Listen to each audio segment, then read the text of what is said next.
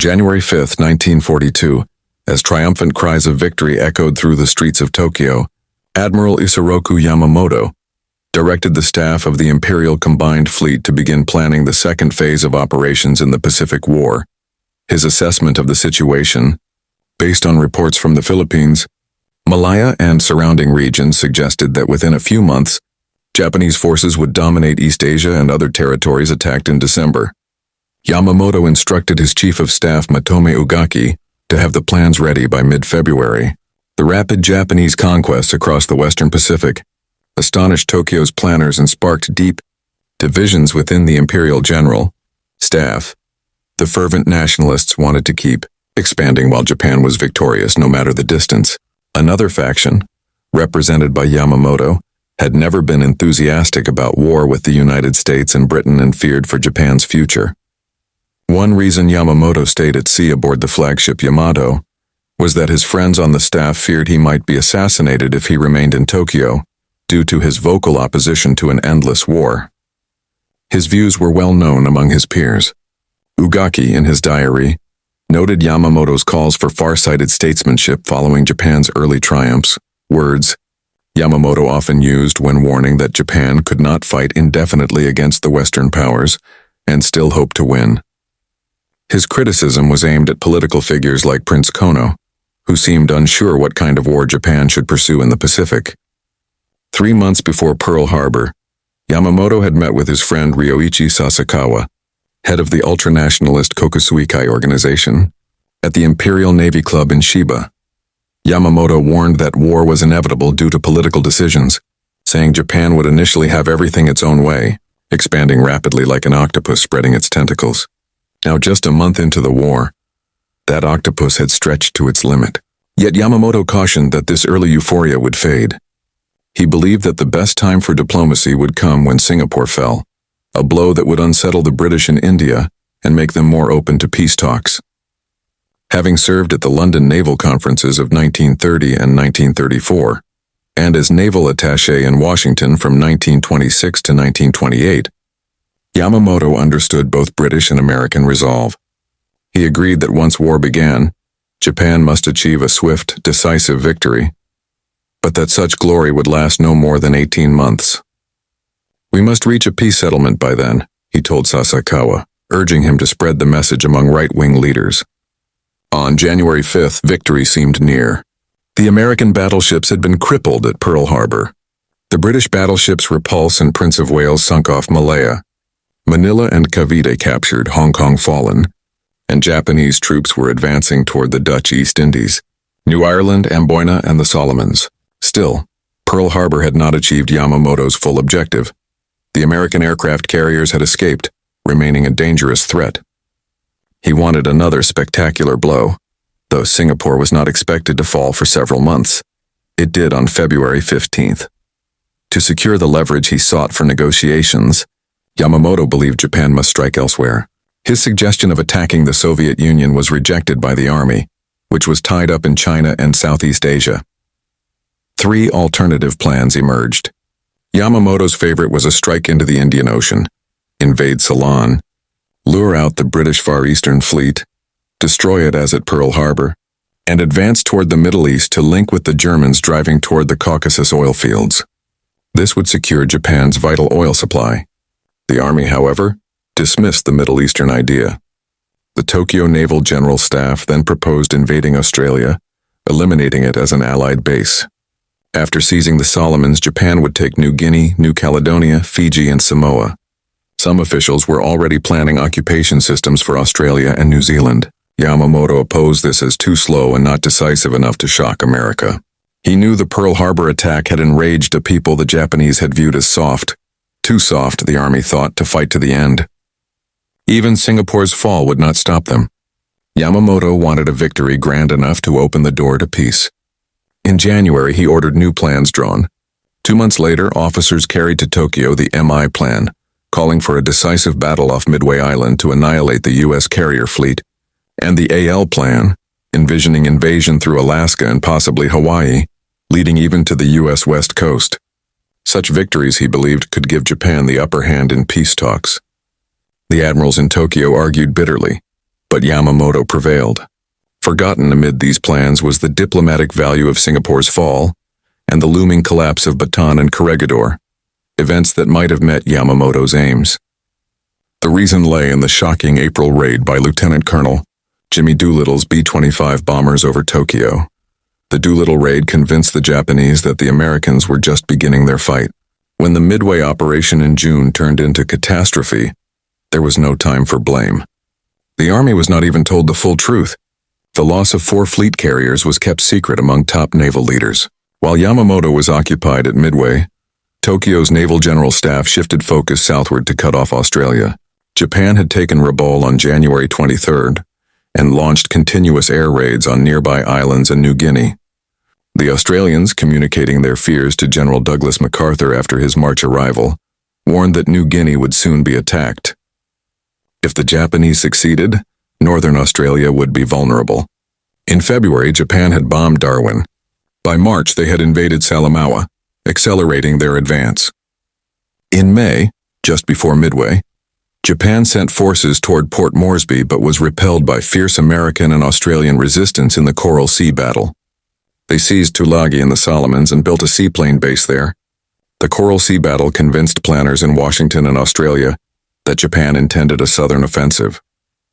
MacArthur warned the Australian government to prepare for an attack before Japan's expected move on India.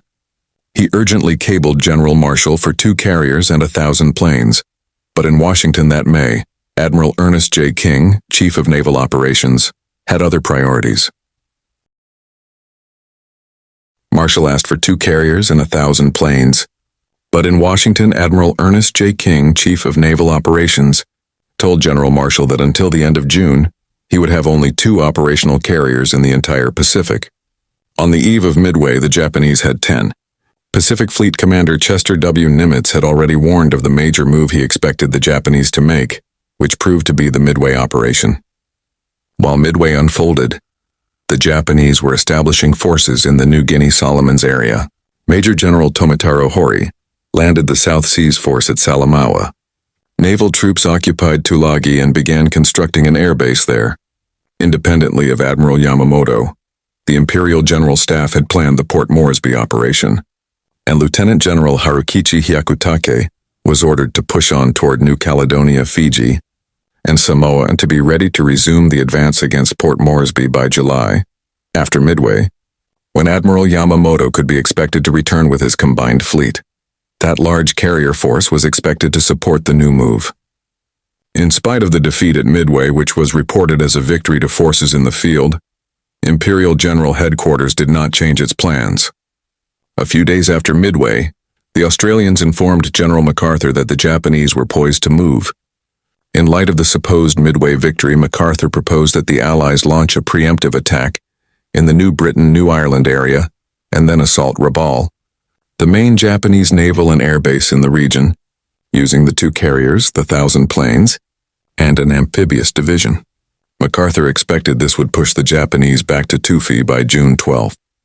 General Marshall presented MacArthur's plan to Admiral King with modifications: 3 carriers instead of 2, 1 Marine division, and 3 Army divisions for the assaults. Admiral King opposed the proposal because it would place MacArthur in overall command of the fighting. King's other objections were practical. The carriers would be vulnerable to land-based attack and lacked adequate protection. As it turned out, the Navy would face both of those tactical challenges at Guadalcanal. King devised his own plan, a drive from the New Hebrides under Navy command. MacArthur objected to subordinating his army forces to the Navy, but everyone agreed on the necessity of stopping the Japanese before they secured New Guinea and threatened Australia. The Joint Chiefs of Staff wrestled with command questions and assigned Phase 1, taking the Santa Cruz Islands, Lagos, and adjacent positions to Admiral King. Guadalcanal was initially little more than a dot on the map with no obvious tactical or strategic value. It barely merited mention in the JCS plan. General MacArthur was handed an afterthought. After Phase 1, he would assume control and mop up Japanese forces in the rest of the Solomons, Rabaul, and New Guinea.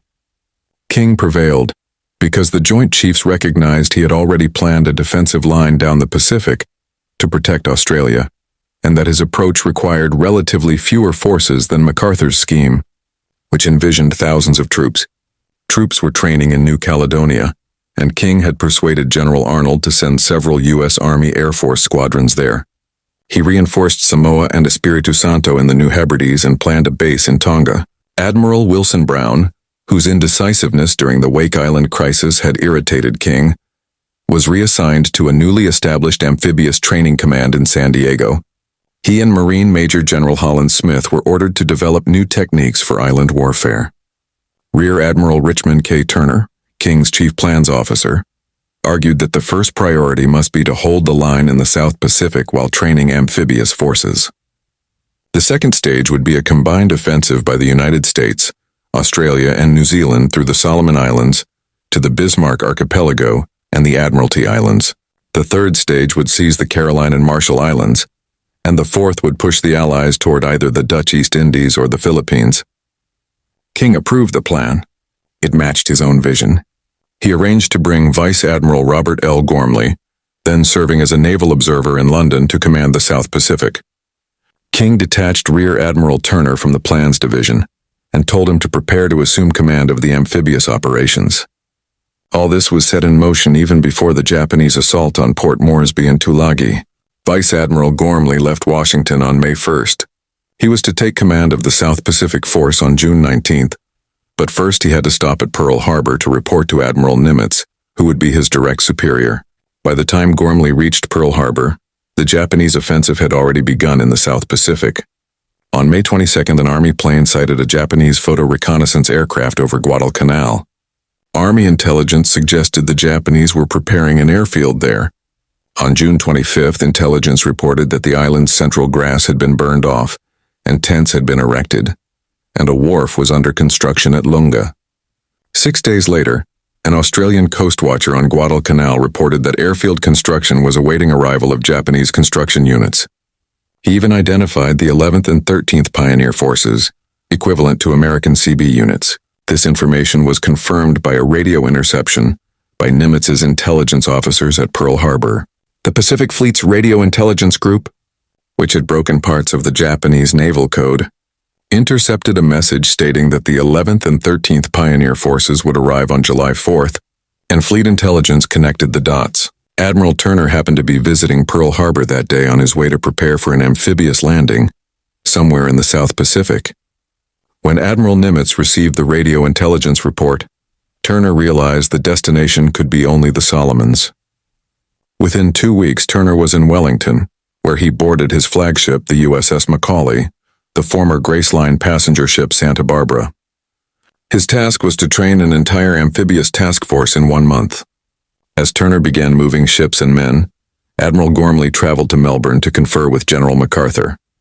Gormley left New Zealand filled with gloomy thoughts about the folly of staging an amphibious operation when no one really knew how to do it.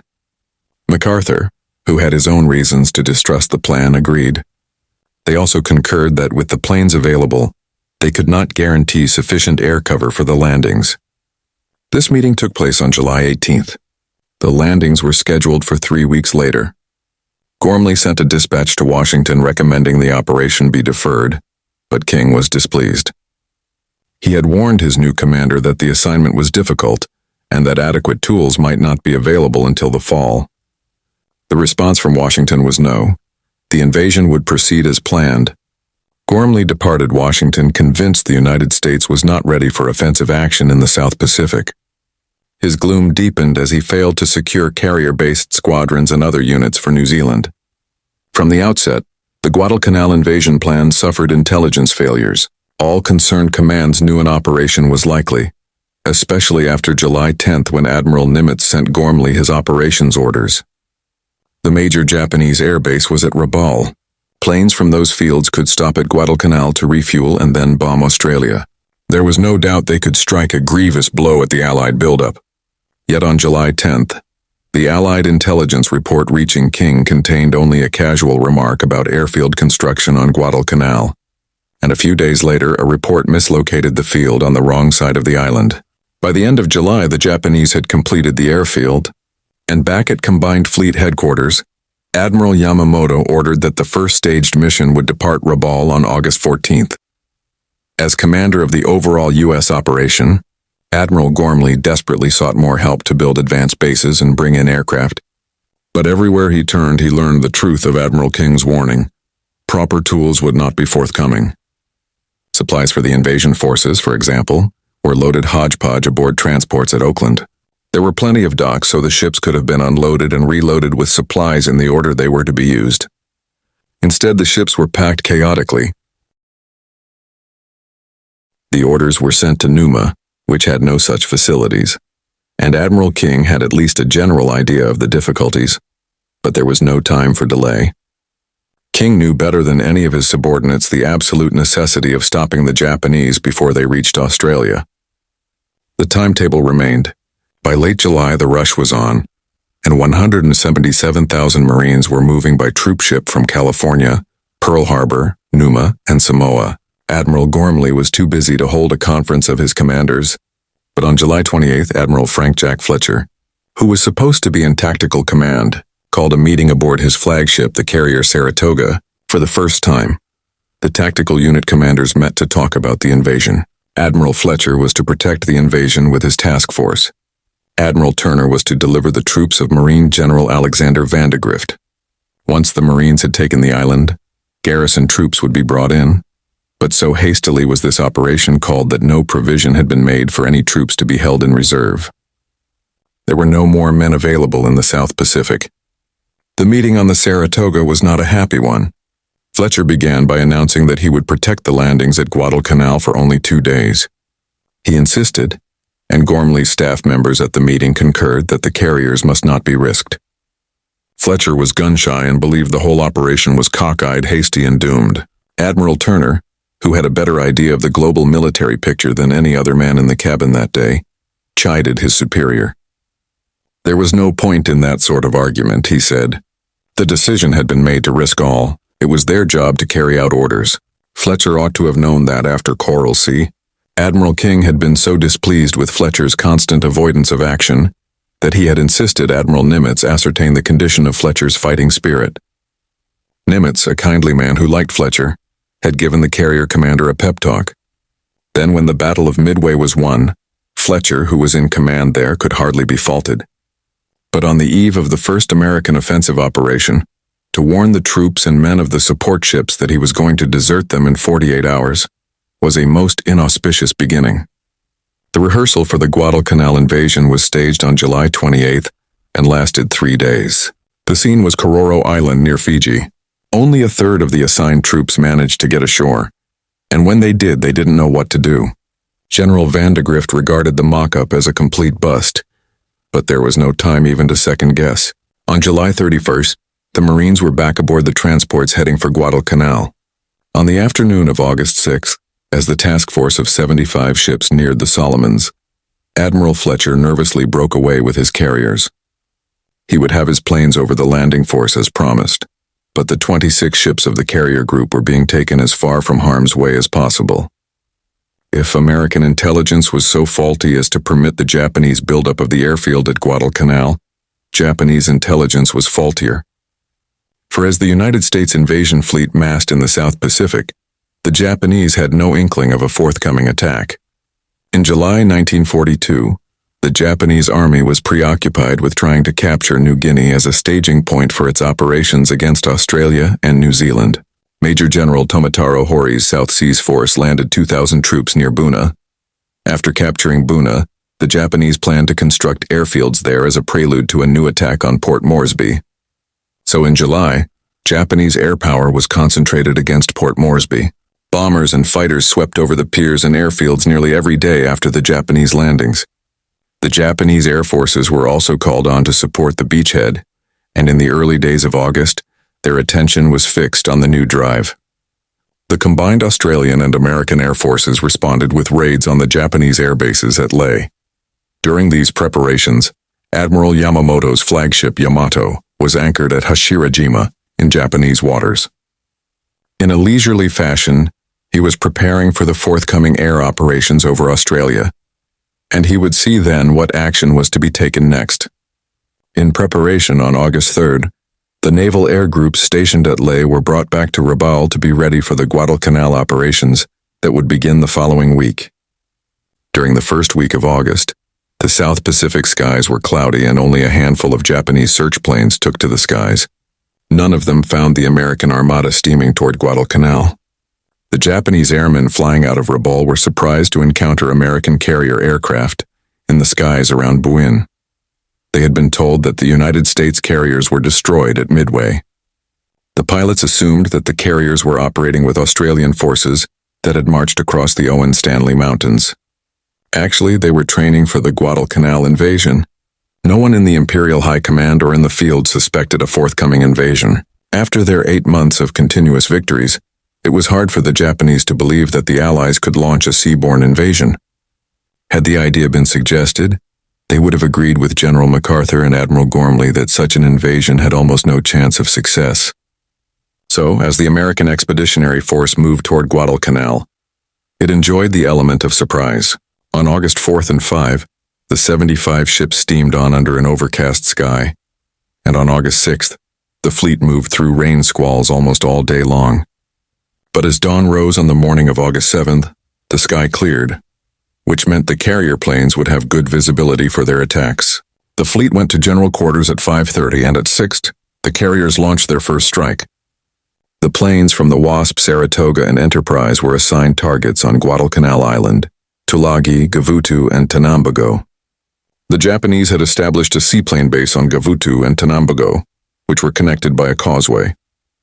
The Japanese planes had been kept down the day before by bad weather. Admiral Fletcher's task force reported one unidentified aircraft during the day, but whether it was Japanese or a plane from General MacArthur's command was undetermined. In any event, the Japanese were not aroused until 6:12 a.m., when the communications headquarters at the Tulagi seaplane base sent a frantic message announcing the attack. The radio message went to the 4th, 6th, and 8th Fleets, Admiral Yamamoto, and Imperial headquarters. It was simple and succinct. Enemy heavy bombardment in progress. The weather had cleared, and the carrier planes flew off into scattered cumulus clouds in the light of a quarter moon. The fighters and bombers moved off on their appointed missions. 8 fighters led by Lieutenant L.H. Bauer took off from the Enterprise to attack Guadalcanal's aircraft, PT boats, troop installations, and supply dumps. They found no aircraft and no PT boats, but did strafe the buildings on the airfield at Lunga Point. Meanwhile, another 8 fighters from the Enterprise maintained a combat air patrol over the transports from 6 until 8 Feig, when they were replaced by others. Bombers began to hit Tulagi and the Lunga Point area, but no enemy air activity was seen all morning. The Americans had it all to themselves, and the only planes damaged were those hurt in operational accidents. Planes from the other carriers struck the seaplane base at Gavutu. The surprise was complete. The American planes arrived and began bombing and strafing the seaplanes in the water. They destroyed 9 float planes similar to the Zero, 1 4-engine Kawanishi flying boat, and 8 seaplanes that doubled as search planes and bombers. A few Japanese pilots who tried to take off were shot down before they were airborne. Not a single Japanese plane at Gavutu survived the attack. Other carrier planes hit Japanese troop concentrations on Tulagi. Some struck targets on the beaches that the Marines would soon invade. Before dawn, the Marines on the decks of the transports could see the high mountains of the island that was their objective. The transport slipped through the narrow neck that runs between Guadalcanal and Savo Islands into Sealark Channel. As dawn rose, the guns of the escorting warships fired, and flashes of light illuminated the fleet. There was virtually no answering fire. The bombardment from the cruisers and destroyers accompanying the troop ships started fires along the shore. An oil dump exploded, sending flames leaping into the sky. At 8 sun, after 2 hours of bombing and shelling of the island, the landing craft began to move toward the north shore east of Lunga Point. The Marines were nervous. Neither they nor their officers had any practical experience in such a landing, for this was the first American amphibious invasion since the Spanish-American War. At 9, troops were landing on Guadalcanal. They met no resistance because the Japanese had fled into the hills. The going was ridiculously easy. The Marines soon saw how completely they had surprised the enemy. They came across wooden barracks that had never been slept in. They found a tent with a breakfast table full of platters and bowls of meat, rice, and cooked plums. There were half-filled rice bowls scattered around, chopsticks hastily dropped on the table or on the straw mats of the floor. The tents themselves told why the Japanese had left so rapidly. They were torn by shrapnel, and some were knocked flat by the shelling of the naval vessels before the landing. But any Marine who felt like celebrating over the ease with which they had taken their early objectives had some shocks coming. It was true that the Japanese had been surprised on Guadalcanal, and they had not dug in yet nor created permanent fortifications, because most of the men were construction troops, not fighting men.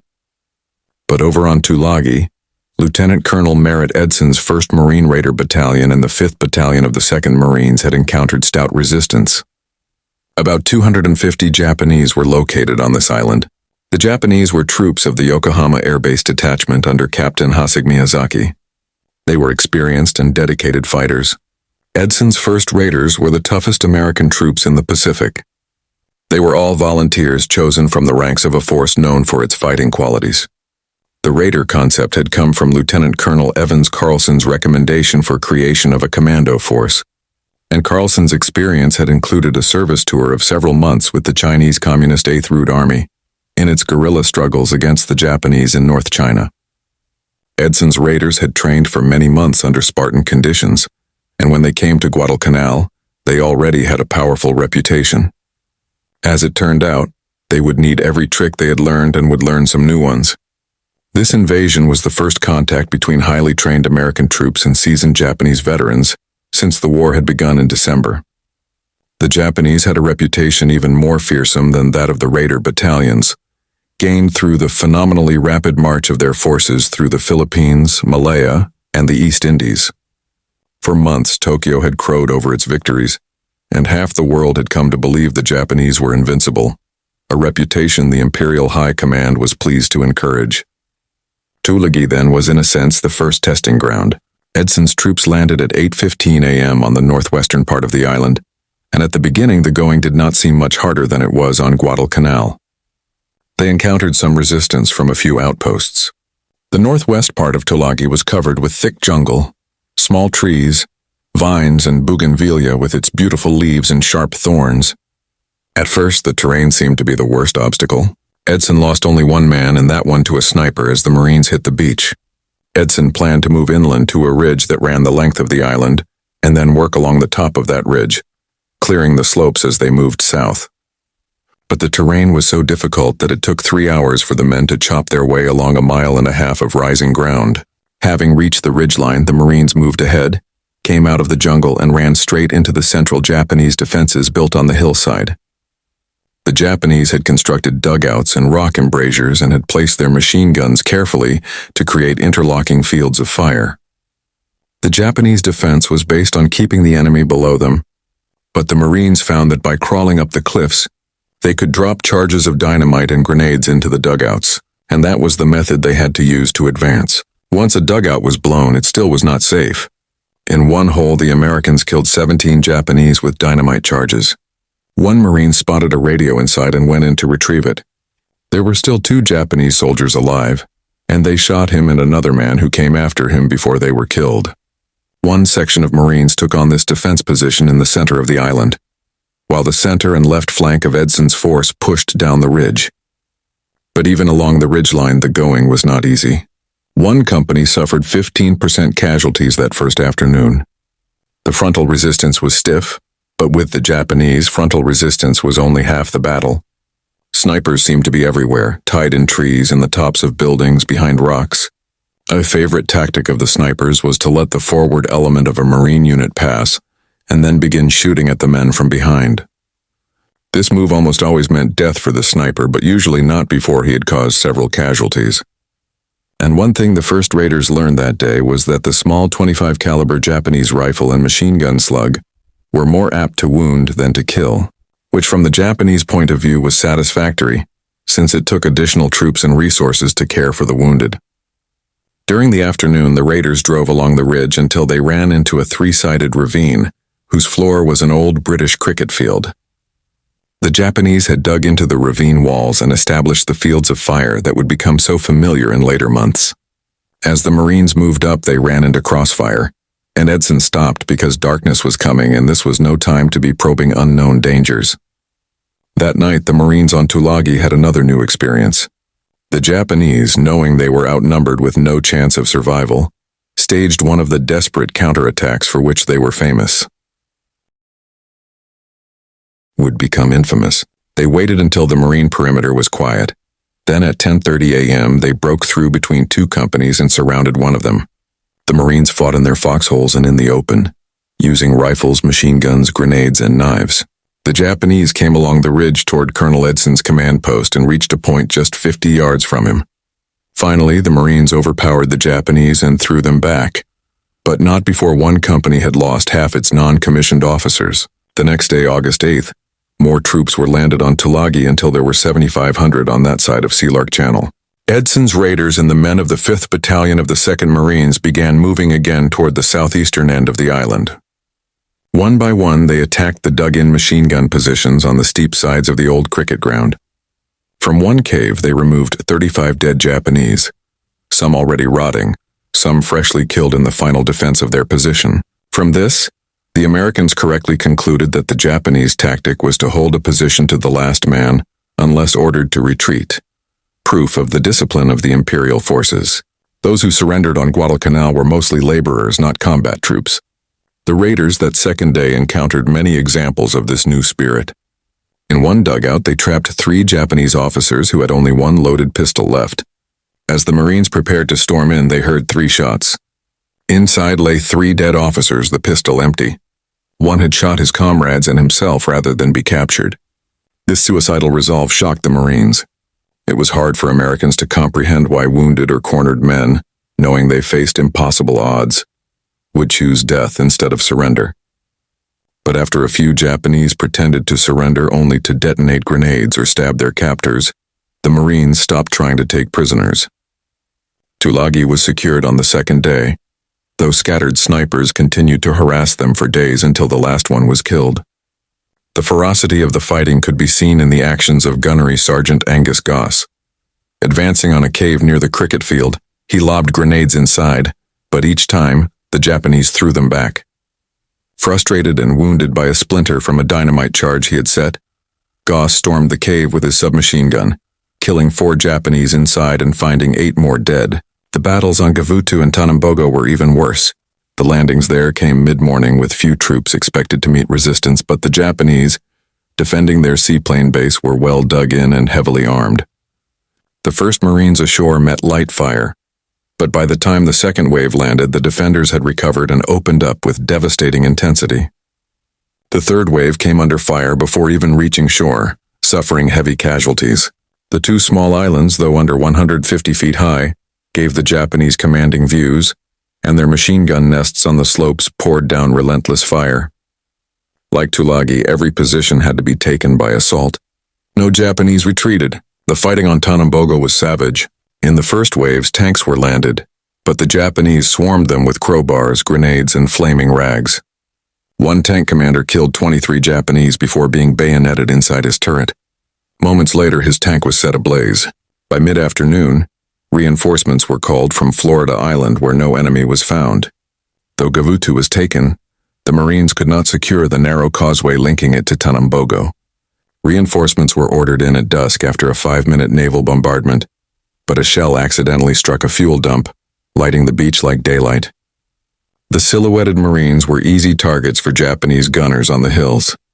2 landing boats reached shore, but a coxswain of the 3rd was killed, and his craft veered back, followed by others, leaving men stranded under fire. The trapped Marines fought from behind the concrete pier. Japanese fire raked the beach, and soon several were dead or wounded. Captain Crane and 5 men hid in the brush until nightfall, then slipped back to the beach after the Japanese withdrew. Reinforcements finally secured the causeway by 4 a.m. on August 8th. When fighting began, 500 Japanese defended Gavutu and Tanambogo. By the end, none remained. Early on August 7th, Tulagi's radio station sent word of the American landings to Rabaul. The news stunned the Japanese Air Command, whose planes were preparing to bomb New Guinea.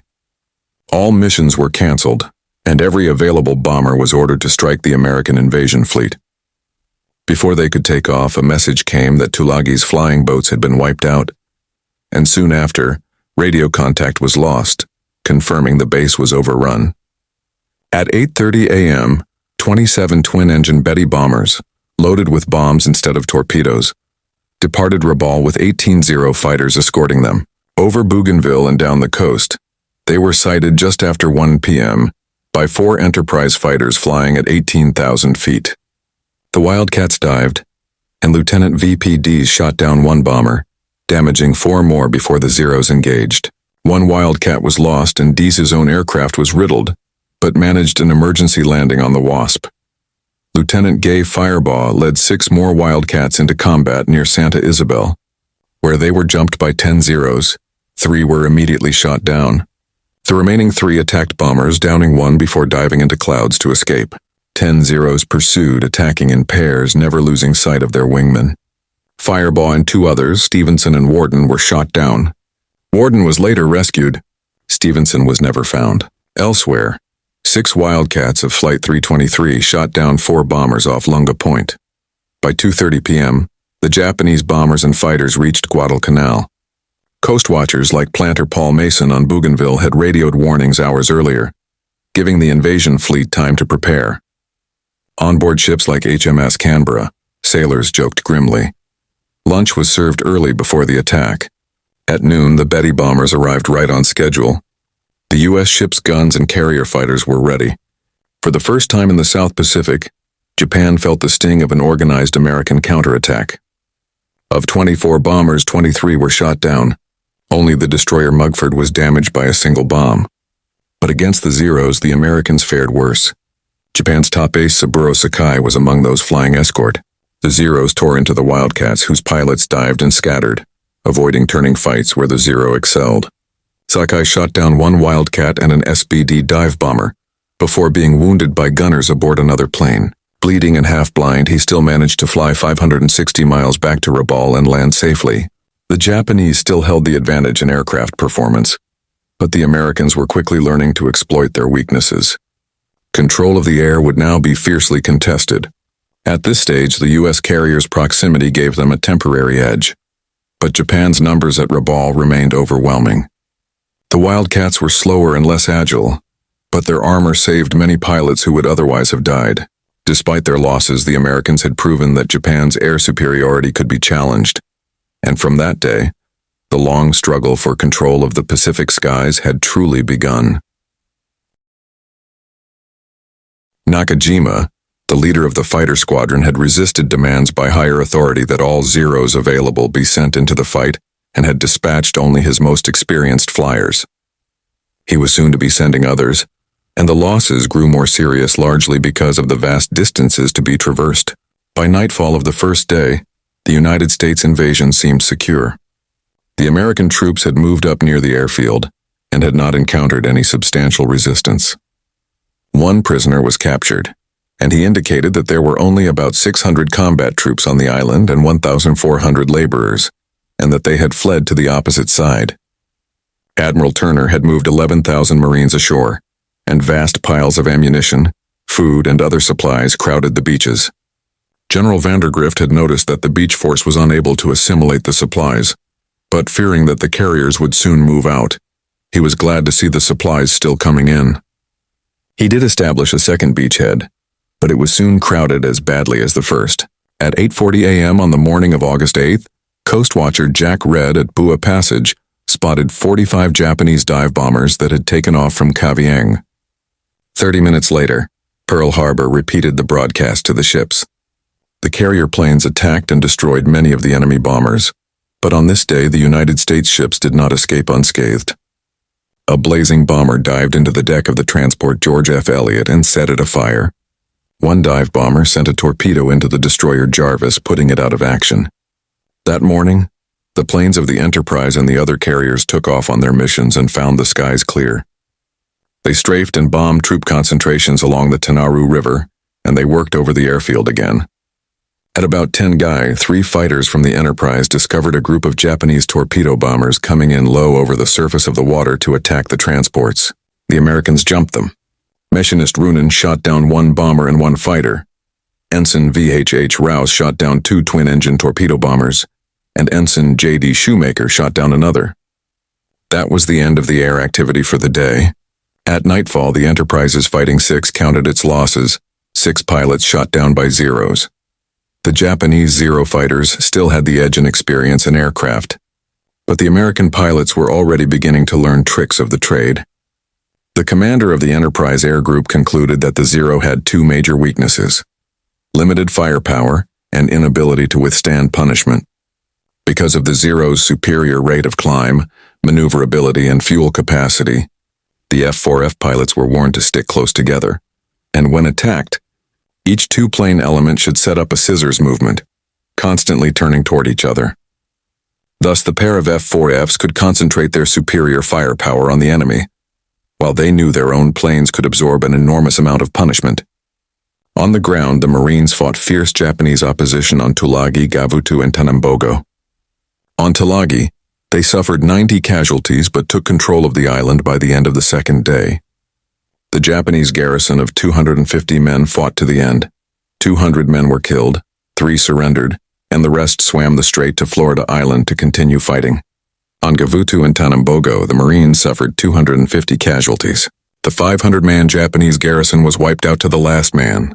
The fierceness of this fighting on Tulagi was in sharp contrast with the easy advance of the Marines on Guadalcanal. There, on the morning of August 8th, the Marines reached the edge of the airport they would name Henderson Field after a flyer killed at Midway. They were beginning to develop a contempt for the enemy. "I wish those Japanese would come out and fight," one Marine said within the hearing of Richard Tregaskis, the International News Service correspondent who had accompanied the invasion. On the surface, then, the Marines couldn't ask for a finer war, but the officers were edgy that second afternoon. It was too easy.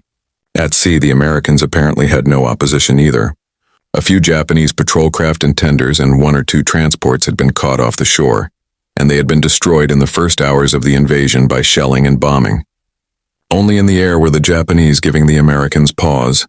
Most of those first waves of bombers were destroyed, but the cost of meeting the Zeros was 21 of Admiral Fletcher's 99 carrier planes. That loss, not high by operational standards, convinced Fletcher that his decision to withdraw was sound. At 6 p.m. that evening, Fletcher asked Admiral Gormley to allow him to withdraw his carriers. He withdrew before he had a reply. When Admiral Turner intercepted Fletcher's dispatch, he realized that the carrier withdrawal would leave him without any air cover. The number of Japanese planes could be expected to increase sharply, as the enemy brought down more aircraft through the island chain. As Fletcher began to withdraw, the Japanese were moving in force. When the word invasion had been flashed from Guadalcanal to Rabaul, Vice Admiral Gunichi Mikawa had reacted immediately. Admiral Mikawa was commander of the Japanese 8th Fleet and the Outer South Seas Force, which meant he had the responsibility for the whole South Pacific operation.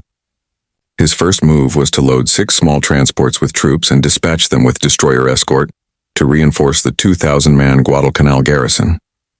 But the convoy ran into the American submarine S-38, which was operating out of Australia following the fall of the Philippines. The S-38 sank the transport Mayo Maru with 342 men aboard.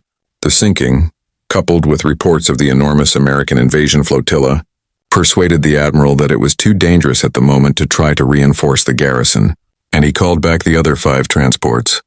By that time, Japanese naval assistance was already on the way to Guadalcanal. Admiral Mikawa had been lucky in the matter of timing. Early on the morning of August 7th, as the Tulagi garrison sent its last message, 5 heavy cruisers left Kavieng on the northern tip of New Ireland. 3 of them were headed northeast for Manus Island in the Admiralty Group, and 2 were bound for Rabaul.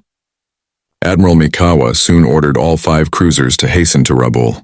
Shortly after noon, the cruiser Chiuchi, accompanied by a destroyer, moved into Simpson Harbor. The other 4 cruisers waited in St. George's Channel between New Ireland and New Britain for the Chiuchi to rejoin. When she came up late that afternoon, she was carrying Admiral Mikawa himself and was accompanied by the light cruisers Tenryu and Yubari. So the Japanese moved toward Guadalcanal with 5 heavy cruisers, 2 light cruisers, and a destroyer.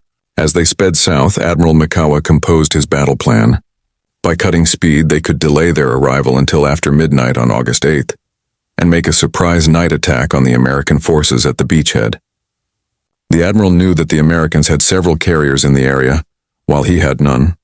A night attack was a guarantee that he would not be harassed by American planes, since the Americans had no record of proficiency in night aerial operations. In fact, the Americans had no record of competence in any sort of night naval operations, while this aspect of tactics had become a Japanese specialty. Mikawa's problem that afternoon was how to move close to Guadalcanal without coming in too soon and still not give away the element of surprise. He had to attack to support the Guadalcanal defenders, but if he could surprise the enemy, the effectiveness would be enormous. The admiral did not know it just then, but the nature of the divided command, the inferiority of the American air intelligence system, and the lack of clearly defined search methods would all play directly into his hands. For intelligence about Japanese ship movements, the Americans at Guadalcanal had to depend on air search and submarine reports. Only under the most special circumstances would the reports of coast watchers be of much use concerning naval ship operations. Early in the day, the cruisers were sighted by United States B-17 Army bombers as they moved down toward Rabaul. On the evening of August 7th, the Mikawa force was sighted by the S-38 just as it came out of St. George's Channel. That night, the commander of the S-38 reported the contact to Brisbane, but those two reports were not given much credence by American naval commanders, because Rabaul had become the Japanese Navy's forward base, and it was quite normal for ships to move in and out. The Americans saw no indication that the ships in question were steaming toward Guadalcanal. Admiral Gormley was responsible for the coordination of all elements of the American attack, but to secure air searches, he had to depend on several sources. First were the long-range B-17 bombers of General MacArthur's American Army Air Force and the Australian Army Air Force, part of MacArthur's command, which operated independently. Second was Admiral McCain's land-based Naval Air Force, which included a number of seaplane tenders and PBY patrol bombers. General MacArthur's planes were to take responsibility for the search of the Bismarck Islands, concentrating on the big naval and air base at Rabaul. McCain was to watch the northern approaches to the region, which meant Truk and the Marshalls. Admiral Fletcher's carrier planes were supposed to make short-range searches but actually made none at all. Fletcher was bemused with his worries.